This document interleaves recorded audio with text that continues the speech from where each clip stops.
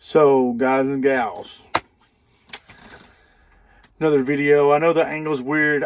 My tripod literally broke. I would have got a really great video of this, but we're going to be switching these gauges around. So I don't like the way that Peterbilt puts them in. It's really funky to me. So your front axle temperature's up here, your rear axle's down here. To me, those need to be together along with the transmission. I would rather that transmission axle, forward axle, rear axle. That would seem like the correct way to do that to me. So these are fairly easy to change. So we're going to do that because I'm going to be putting the chrome gauges on here. And I don't want to, those chrome gauges, you kind of got to put a little silicone or something on them because they don't exactly stay perfect. There's not much gauge for them to clip on here like there was in the older days where they snapped on. These gauges don't really have enough real estate to even really get onto them, so you have to put a little dab of something in there. I'd usually use a little bit of clear silicone, kind of work it in. So so you're not using very much. If you're ever to pull them off, you could get it off. You know, you don't want to put a ton on there. You don't want it to squeeze out anywhere. So I just usually use a little drip on top and bottom, but I want all these to be where they need to be. And normally you just get used to it, but we've had this dash apart a little bit, and the cool thing about these, like I talked about in one of my other videos, it doesn't matter where they're at as long as they don't have an air fitting coming to them. Those you would have to take the air fitting off to move, but these other ones you can just take out, move them, and just plug them in, and they literally go to the computer and ask and say, hey, I'm the so-and-so gauge, send me that information. Is kind of how they work. So that part of them is kind of cool about the new stuff. And they just have a backing part. I'll do a little time lapse and then I'll shoot that part. All these trim pieces here just snap out. This middle piece, real easy to get out. And then you just have about, I think, 3 screws on this panel. 3 screws that you take out, and panel comes out. I'm going to set some towels down here so I don't scratch anything up, so I can work. And we're going to switch those out real quick. So stay tuned. All right, so we've gotten a little deeper into it. So there's your gauge. They have 2 plugs in the back. They're threaded right here, and these things here, which are threaded, just go on, screw on.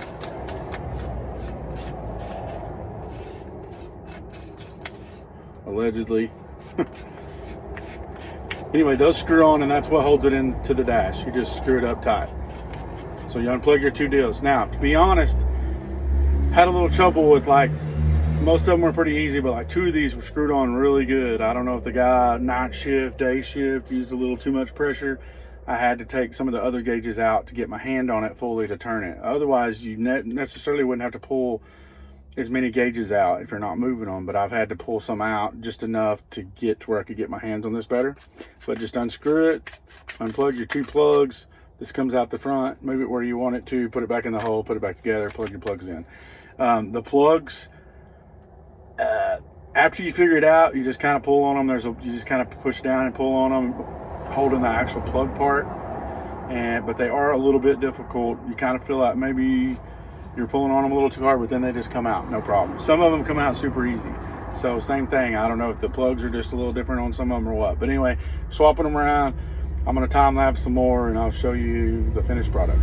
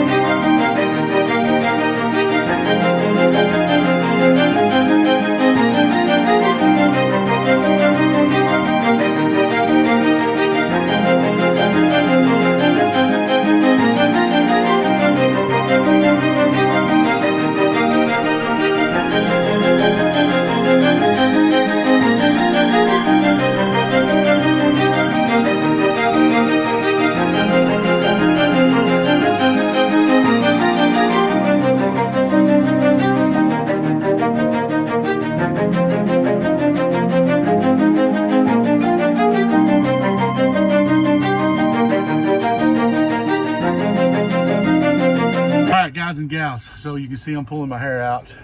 Me and Kelsey, she helped me do some videoing, some time-lapse stuff. So it's nice to get your kids involved. Kelsey loves doing this stuff. She did take her shoes off, which is I'm trained. Anyway, so here we're done. So just a real quick overage.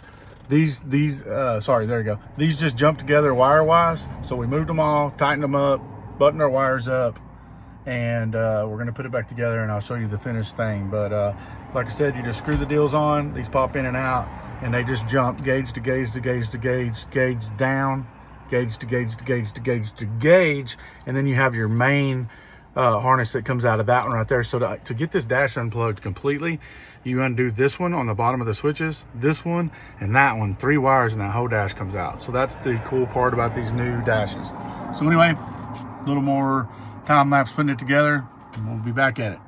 Guys and gals, so here's the finished deal. I haven't put the trim pieces in, all that just snaps in. But basically what I did here was I put this amp gauge first, which was out here on the end, on the very end. Let's change this view a little bit. All right, so he was out here. So amp gauge, I actually like that gauge because anytime you have an alternator problem, that almost immediately drops down and you get a red light on it. So that gauge is actually, to me, a very useful gauge. Your manifold gauge you're going to use pretty regular. Engine oil temperature. I don't really use these here so much with this new dash because you've got everything in your digital part. But I just did that, and then I got this fuel filter, air filter, which I feel like go together. And then I ran the transmission up here. I had thought about moving it to here. I'll get to that when we get to there. But anyway, I went ahead and put it out here because it's out here where you can see it, and it ties in with the rear. It's kind of a triangle effect, if you will. But anyway, down here we got your front 2 airbags, rear air suspension. This general air is kind of a dumb gauge. It doesn't do anything. So I thought about putting it up here so it would have been transmission, rear, front axle, rear axle. But instead of taking everything and unplugging it and moving it, I just decided to leave it there because I really don't want it up here,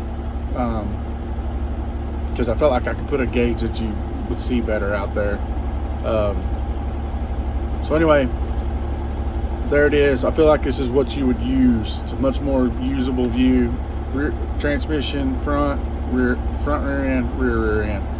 Kind of a triangle. That's what's important. I do use these top gauges, and the bottom's your air. So I feel like everything just flows better now. And like I said, I'm just going to button these last few things up, but that's kind of how you do it.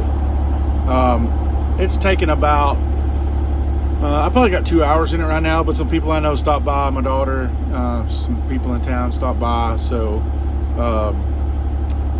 just looking at the truck, so that probably killed a little bit of time. So I'm going to say you could do it in an hour. And now that I know how to do it, I can do it even faster. Just, you got to work those plugs and get them out.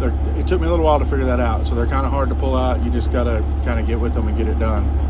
And then unscrewing them, they're threaded pretty far. It takes a pretty long time to unscrew them and then put them back together. But anyway, there she is. She's done. I'm going to snap these pieces in and we'll call it a day. All right, guys and gals, so one more thing I wanted to say. I did kind of a dummy move on that. You know, I talked about how convenient it is that you can just pull 3 plugs and pull the whole dash out. Instead of doing that, I should have just done that and pulled that whole dash. It would have been much easier to get to the back of those gauges and everything. I'm just so used to having to do it the other way that I didn't even think about that. I also had all this dash. I went ahead and it had these button lights in there, and I went ahead and changed them all to the Roadworks jewels.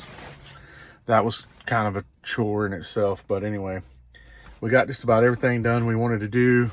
But I did think about it afterwards. It's so dumb. I should have just pulled that whole dash plate out and got it out where I could get a hold of it, and it would have been much easier to do that way. So my suggestion on that, if you did that, would be the correct way to do it. Anyway, finished up the video. Everything's done. Everything's put back in. Kind of spent the day up here just buttoning all that up. So anyway, over and out till next time.